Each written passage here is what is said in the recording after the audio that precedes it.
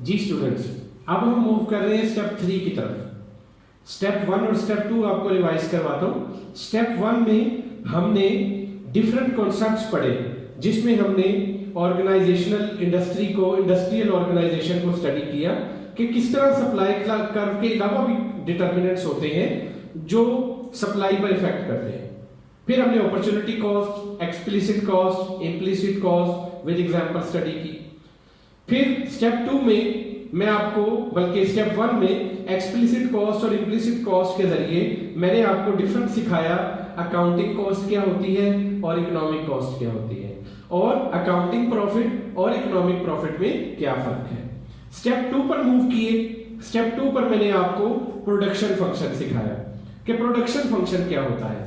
Production function में फिर मैंने आपको मार्जिनल प्रोडक्ट और law of diminishing marginal product सिखाया, टेबल बनाना सिखाया, उसकी डायग्राम बनाना सिखाई, और उस प्रोडक्शन फंक्शन को टोटल कॉस्ट के साथ अटैच करना सिखाया कि प्रोडक्शन फंक्शन ही मैटर करता है, उसी से टोटल कॉस्ट बनती है। इस तरह ये 2 स्टेप गुजरने के बाद अब हम अपने टॉपिक के सबसे इंपॉर्टेंट पोर्शन पर आ रहे हैं, डिफरेंट टाइप्स ऑफ कॉस्ट। तो कहता है various measures of cost. Cost of production, total cost कहता है 2 हिस्सों पर डिवाइडेड होती है। इसमें 2 तरह की कॉस्ट शामिल होती है, टोटल फिक्स कॉस्ट और टोटल वेरिएबल कॉस्ट। बजाहिर ये दोनों कॉस्ट एक्सप्लिसिट होती हैं, मेजरेबल होती हैं, लेकिन ये लाजमी नहीं है। हो सकता है वेरिएबल और फिक्स के अंदर ही कुछ पोर्शन इम्प्लिसिट कॉस्ट का भी हो।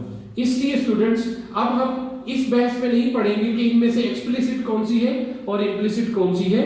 जैसा आपका बिजनेस होगा, उस बिजनेस के अंदर आप खुद ही डिटरमिन करेंगे कि आपकी एक्सप्लिसिट कॉस्ट कौन सी है और उसके साथ साथ इम्प्लिसिट कॉस्ट कौन सी है। तो जब हम फिक्स कॉस्ट और वेरिएबल कॉस्ट को स्टडी करते हैं, तो मैंने आपको बताया कि किसी भी फर्म की बेसिकली कॉस्ट 2 हिस्सों पर डिटरमिन होती है, fix cost and variable cost. Total fix cost से मुराद वो कॉस्ट होती है, ये मैं आपको शॉर्ट रन में डिफाइन कर रहा हूं। शॉर्ट रन क्या होता है, देखें स्टूडेंट्स, मैं आपको शॉर्ट रन भी डिफाइन कर दूं। लैंड, लेबर, कैपिटल, ऑर्गेनाइजेशन, ये 4 फैक्टर्स ऑफ प्रोडक्शन है। शॉर्ट रन टाइम पीरियड से मुराद इकोनॉमिक्स में, आम जिंदगी में शॉर्ट रन टाइम पीरियड से मुराद वो टाइम पीरियड जो 1 साल से कम का अरसा हो, उसे शॉर्ट रन बोलते हैं। लेकिन यहां इकोनॉमिक्स में शॉर्ट रन और लॉन्ग रन का कॉन्सेप्ट डिफरेंट है। शॉर्ट रन टाइम पीरियड से मुराद एक ऐसा टाइम पीरियड होता है जिसमें only variable factor of production can be change. Only variable, labour कम ज्यादा, लेबर को चेंज किया जा सकता है। कैपिटल अगर आपका वेरिएबल फैक्टर है वो चेंज हो सकता है, लेकिन लैंड जो फिक्स्ड फैक्टर ऑफ प्रोडक्शन है वो उसके साइज, उसके वॉल्यूम में चेंज नहीं आता। जैसे ही आप इसके साइज और वॉल्यूम में चेंज करते हैं, और वेरिएबल फैक्टर ऑफ प्रोडक्शन हो गए, यानी लैंड भी चेंज हो गई तो वो भी वेरिएबल हो गया। तो जैसे ही आपने अपने फिक्स्ड फैक्टर ऑफ प्रोडक्शन को वेरिएबल में कन्वर्ट किया, आप शॉर्ट रन से निकल कर किस में आ गए, लॉन्ग रन में। इसके लिए चाहे आपको 1 दिन लगे, 1 साल लगे, 1 सदी लगे, जितना भी टाइम लगे, वो शॉर्ट रन टाइम पीरियड में है, जब तक आप अपने फिक्स फैक्टर ऑफ प्रोडक्शन को चेंज नहीं करते। तो बच्चों, शॉर्ट रन में 2 तरह की कॉस्ट को ऐड करें तो कौन सी कॉस्ट बनती है, total cost. Number 1 is fix cost and number 2 is variable cost. Let's see what is the difference between fix cost and variable cost. Students, you can see fix cost that do not very. Very का मतलब होता है change, ये very है, very नहीं है, VARY। Very का मतलब होता है change. That do not very with the quantity of output. आपकी प्रोडक्शन बढ़े या ना बढ़े, फिक्स कॉस्ट पर कोई इंपैक्ट नहीं होता, वो आपको हर हाल में बियर करना पड़ती है। ऐसी कॉस्ट को फिक्स कॉस्ट बोलते हैं। For example rent of the building, आप प्रोडक्शन स्टार्ट करें या ना करें, आपको हर हाल में रेंट ऑफ द बिल्डिंग पे करना पड़ेगा। आजकल के हालात में देख लें, बहुत सारे बिजनेसेस बंद हैं, लेकिन आपको रेंट ऑफ द बिल्डिंग और जो फिक्स कॉस्ट अभी भी बियर करना पड़ रही है। आपके चाहे प्लांट बंद है तो ऐसी तमाम कॉस्ट आपकी कौन सी कॉस्ट कहलाएगी बेटो, फिक्स कॉस्ट कहलाएगी। तो वेरिएबल कौन सी होगी, वेरिएबल कॉस्ट ऐसी कॉस्ट होती है जो आउटपुट के साथ चेंज होती है। यानी अगर आपकी आउटपुट 0 है, आप रॉ मटेरियल नहीं खरीदेंगे, आप बिजली की मशीनें नहीं चलाएंगे, वो वाली लेबर नहीं लेंगे जो डेली वेजेस के तौर पर आती है। और जैसे जैसे आपकी प्रोडक्शन बढ़ती जाएगी, आपकी variable cost, raw material cost और इस तरह की कॉस्ट बढ़ती जाएगी। तो ऐसी कॉस्ट जिसका डायरेक्ट लिंक होता है आउटपुट के साथ, इसका fix cost does not have no doubt have a relation with output, but fix cost का डायरेक्टली आउटपुट के बढ़ने और कम होने से फर्क नहीं होता। और वेरिएबल कॉस्ट जो है वो डायरेक्टली लिंक होती है आउटपुट के साथ। जैसे जैसे आउटपुट बढ़ती जाएगी, वेरिएबल कॉस्ट बढ़ती है। यहां आउटपुट बढ़े या आउटपुट कांस्टेंट रहे, फिक्स कॉस्ट आपकी सेम रहती है।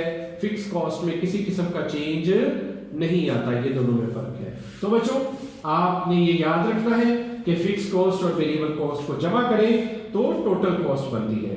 ये देखें, ये फार्मूला मैंने आपको करवाया। अब हम इसकी एक एग्जांपल देख लेते हैं टेबल की शक्ल में। आप खुद भी बना सकते हैं, सिंपल सा। देखिए, जब आपकी क्वांटिटी 0 है तो आपकी फिक्स कॉस्ट कितनी एज्यूम्ड है? 3। आपकी वेरिएबल कॉस्ट कितनी है? 0। क्यों? क्योंकि आपकी क्वांटिटी क्या है? 0। इन दोनों को ऐड करें तो क्या बन गई आपके पास? Total cost. आपकी एक क्वांटिटी पर वेरिएबल कॉस्ट कितनी आ गई? 0.3। और फिक्स कॉस्ट कितनी है? 3। दोनों को ऐड करें 3। इस तरह आप यहां कुछ भी वैल्यूज अज्यूम करके उन्हें ऐड करते जाएंगे, आपके पास टोटल कॉस्ट डिटरमिन होती जाएगी। ये variable cost, raw material cost भी हो सकती है, डेली वेजेस के मुलाजमीन भी हो सकते हैं। ये वो तमाम तरह की कॉस्ट है जिसका ताल्लुक डायरेक्टली प्रोडक्शन से है। प्रोडक्शन स्टार्ट हुई तो मशीनें चली, बिजली चली और इस तरह के जितने भी काम हैं, ये तमाम वेरिएबल कॉस्ट में आते हैं। तो देखो बच्चों, इसे मैंने नाम दिया family of total cost. Total cost की फैमिली में कौन कौन है? फिक्स कॉस्ट और वेरिएबल कॉस्ट। आप इन दोनों को ऐड करेंगे तो फैमिली पूरी हो जाएगी, जिसे हम क्या नाम रख देंगे? टोटल कॉस्ट का। तो देखो बच्चों, ये तो हो गया concept of total. Total cost आपने 15 प्रोडक्शन की और आपकी टोटल कॉस्ट आई 70। 15 प्रोडक्शन की फर्ज करें और आपकी टोटल कॉस्ट आई 70।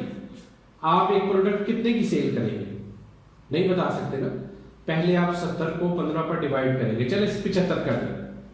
75 को 15 पे डिवाइड किया, 15 75 डिवाइड, जब डिवाइड किया तो आंसर आया 5। यानी आपको एक यूनिट एवरेज कितने का पड़ा? एवरेज ये। जब तक हम एवरेज नहीं निकालेंगे कॉस्ट की, हम उसकी प्राइस डिटरमिन नहीं कर सकते कि हमें ये प्रोडक्ट कितने की कॉस्ट की है और कितनी इसकी प्राइस होनी चाहिए। इसीलिए लॉ ऑफ सप्लाई भी डिटरमिन करता है सप्लाई को। उस प्राइस को डिटरमिन करने के लिए पहले आपको क्या सीखना पड़ेगा? Average cost. कि एक एवरेज कॉस्ट क्या होती है, उसी पर डिटरमिन होती है प्राइस, और उस प्राइस पर ही मार्केट में सप्लाई डिटरमिन होती है। तो now I hope from here you will understand how the law of supply works. Law of supply actually works with help of average cost. Until or unless हम average find नहीं करते, हम price या per unit cost determine नहीं कर सकते। हम ये डिटरमिन नहीं कर सकते कि हर अगली जो लेबर लगा रहे हैं या इनपुट लगा रहे हैं, इसकी वजह से हमारी पर यूनिट कॉस्ट, अगला यूनिट हमें सस्ता पड़ रहा है, उतने का ही पड़ रहा है या उससे कम महंगा पड़ रहा है। ये तमाम चीजों को मेजर करने के लिए हमें क्या निकालनी पड़ेगी? एवरेजेस निकालनी पड़ेगी। तो बच्चों, एवरेजेस उन्हीं की होती है जिनका टोटल होता है। ये देखिए, हमने पढ़ा total fix cost, total variable cost और टोटल कॉस्ट। तो इन तीनों की हम एवरेजेस निकाल सकते हैं। कोई भी एवरेज निकालने का तरीका ये है, फर्ज करें आपने एवरेज फिक्स कॉस्ट निकालना है, तो आप ये जो टोटल फिक्स कॉस्ट है उसकी जितनी प्रोडक्शन की उस पर क्या कर दें? डिवाइड कर दें। मसलन आपकी जो फिक्स कॉस्ट है वो 50,000 रुपए है एक फर्म की, और वहां पर 100 यूनिट प्रोड्यूस होते हैं। कितने यूनिट प्रोड्यूस होते हैं? 100 यूनिट प्रोड्यूस होते हैं। तो आप 50,000 को 100 पर डिवाइड कर दें।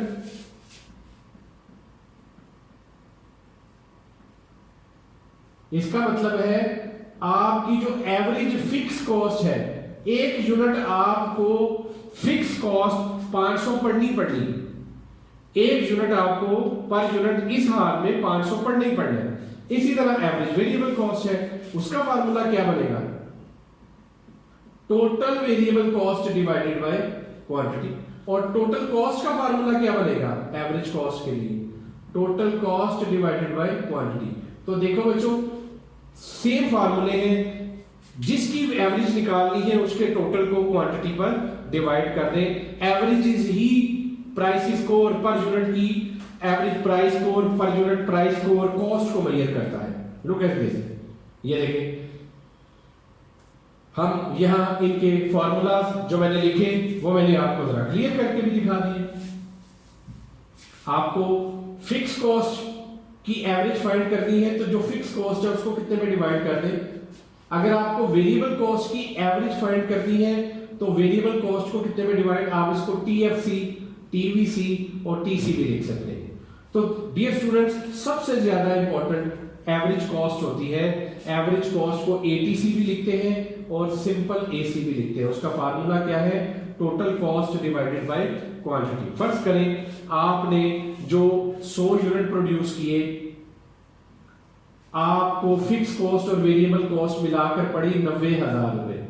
तो इसका मतलब ये हुआ कि आपको एक यूनिट कितने का पड़ रहा है एवरेज 900 का।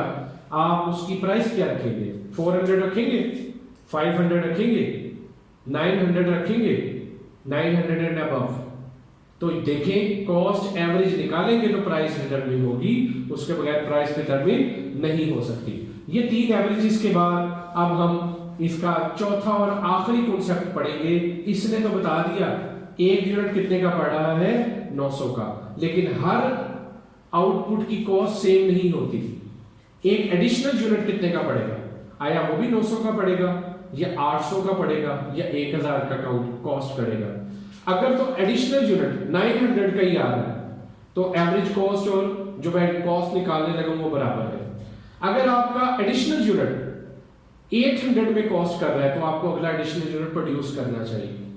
अगर आपका एडिशनल यूनिट 900 से ज्यादा कॉस्ट कर रहा है तो फिर आपको वो यूनिट प्रोड्यूस नहीं करना चाहिए। क्यों, हर अगला यूनिट आपकी कॉस्ट को कम करने की बजाय बढ़ा रहा है। या आपको प्राइस बढ़ानी पड़ेगी या आपके लिए फिजिबल ये है कि आप अपनी फर्म में इतनी ही प्रोडक्शन करें जहां आपकी मिनिमम कॉस्ट सेट तय आ गई, और उसी को एफिशिएंट स्केल पॉइंट बोलते हैं। कौन सा पॉइंट बोलते हैं बच्चों, एफिशिएंट स्केल पॉइंट। तो देखो बच्चों ये आ गई फैमिली ऑफ, पहले हमने फैमिली ऑफ टोटल पढ़ी, अब हम फैमिली किसकी पढ़ेंगे, एवरेजेस। ये वहीं से निकलेगी जो हमने टोटल कॉस्ट निकाली थी। तो आप चाहें तो उसके आगे निकाल सकते हैं। उन्हीं को फर्ज करें ये वैल्यू है तो आप ये देखें, हम वापस जाएंगे, इसी को आप आगे लेकर चले तो यहां पर आप एवरेज कॉस्ट मैं फाइंड कर देता हूं आपको। एवरेज कॉस्ट का फार्मूला है total cost divided by quantity. ऐसे ही है बच्चों, total cost 3 divided by 0 undefined, 3.30 divided by 1 3.30, 3.80 divided by 2 answer आ जाएगा, 4.50 डिवाइडेड बाय 2 3। तो बच्चों इसी तरह आप इस की जो फिक्स कॉस्ट है उसे क्वांटिटी पर डिवाइड करें, एवरेज फिक्स कॉस्ट आ जाएगी। आप वेरिएबल कॉस्ट को क्वांटिटी पर डिवाइड करते जाए तो क्या आ जाएगा, एवरेज वेरिएबल कॉस्ट। तो यही 3 कॉलम मैंने आपकी आसानी के लिए यहां अलग से इन फार्मूलों की मदद से, उसी पुराने टेबल की मदद से ये कैलकुलेट किए। तो देखें बच्चों, आप अपनी एवरेज कॉस्ट देख लें जो मैंने कैलकुलेट की थी, वो ये लिखी हुई है, वेरिएबल भी लिखी हुई है। तो पिछला टेबल यूज करके आप इन वैल्यूज को कैलकुलेट कर सकते हैं। आप चाहे तो इसे उनके आगे ही बना दें, आप चाहे तो इनको अलग से शो करवा दें, ये आपके ऊपर डिपेंड है। आगे चलते हैं और नेक्स्ट बड़ा ही इंपॉर्टेंट कॉन्सेप्ट समझते हैं जो टोटल और मार्जिनल के अलावा है। पहले भी मैंने सिखाया था marginal cost.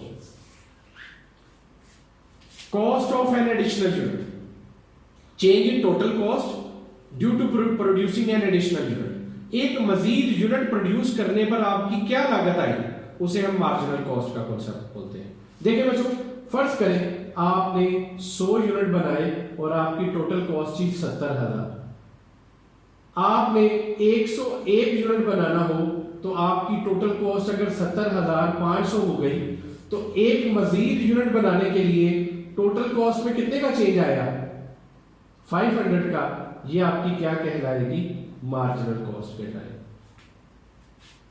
How much does it cost to produce an additional unit of an output is known as marginal cost. तो देखिए, इसी मार्जिनल कॉस्ट को मैंने यहां फार्मूले की मदद से भी लिख दिया। Change in total cost due to change in quantity, एक यूनिट मजीद प्रोड्यूस करने के लिए कॉस्ट में कितना चेंज आता है, ये डेल्टा का मतलब होता है चेंज। तो टोटल कॉस्ट की नीचे वाली वैल्यू और ऊपर वाली वैल्यू को माइनस करें, आपके पास चेंज फाइंड हो जाएगा। वो भी मैंने करके दिया, ये देखें। हम यहां पर मार्जिनल कॉस्ट मेजर करते हैं। 1 और 0 में कितने का चेंज आया, 1 का 3.30 और 3 में कितने का चेंज आया, 0.3 का। 2 और 1 में कितने का चेंज आया, 1 का। 3.80 और 3.30 में कितने का चेंज आया, 0.50 का। ये लिखा है। इसी तरह इन्हें माइनस करते जाएं और यहां भी माइनस करके डिवाइड। ये तमाम मैंने आपको आपकी आसानी के लिए मार्जिनल कॉस्ट भी फाइंड करना सिखा दिया। तो बच्चों, dear students, I have given you 7 different concepts. I have explained you what is fixed cost, what is variable cost, and by adding these two we get total cost. Now come to the average. By dividing these three to these quantities, by dividing fixed cost to quantity we get average fixed cost. By dividing variable to quantity we get average variable cost, and by dividing total cost to quantity we get average cost. On the contrary of these averages, we have another concept, that is marginal cost. Marginal cost is a change in total cost due to 1 unit change in output. तो ये मैंने आपको तमाम table के साथ बनाना सिखाए और अलग अलग टेबल पर इसलिए बनाना सिखाए कि आपको इंडिविजुअली ये सब चीजें बनानी आ जाए। आप चाहें तो एक ही टेबल बनाएं, उसमें पहले 3 टोटल ले लें, उससे आगे 3 एवरेजेस ले लें और लास्ट वाले कॉलम में आप ये मार्जिनल कॉस्ट ले लें। एक असल चीज है, आपको वो फॉर्मेट करने का फार्मूला और बनाने का तरीका आना चाहिए। आप अलग अलग बना लें, इकट्ठी बना लें, उससे फर्क नहीं पड़ता स्टूडेंट्स। अब इन्हें बनाने के लिए ये देखें बच्चों, ये वो टेबल है, जो ग्राफ है, जो हमने उसी टेबल से बनाया जो हमने टोटल कॉस्ट की वैल्यू ली थी। तो देखो बच्चों, यहां मैंने क्वांटिटी ले ली और यहां मैंने टोटल कॉस्ट की वो वैल्यूज शो कर दी जो मैंने अपने टेबल में ली थी। Look at this.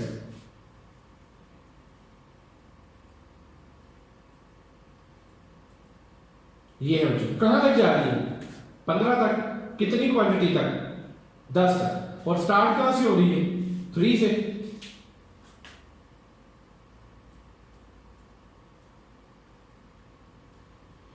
तो देखो बच्चों, 0 पर 3 हम पॉइंट्स बनाते जाएंगे और 10 पे हम जो है इसकी वैल्यू 15 मतलब पॉइंट्स मिलाते जाएंगे और 2 पर जो वैल्यू है, 3 पर जो वैल्यू है, हम वैल्यूज बनाते जाएंगे और इस पॉइंट्स को मिलाते जाएंगे तो हमारे पास टोटल कॉस्ट का कर्व आएगा, जो मैंने आपको लेक्चर के पहले हिस्से में टोटल कॉस्ट का कर्व बनाना भी सिखाया।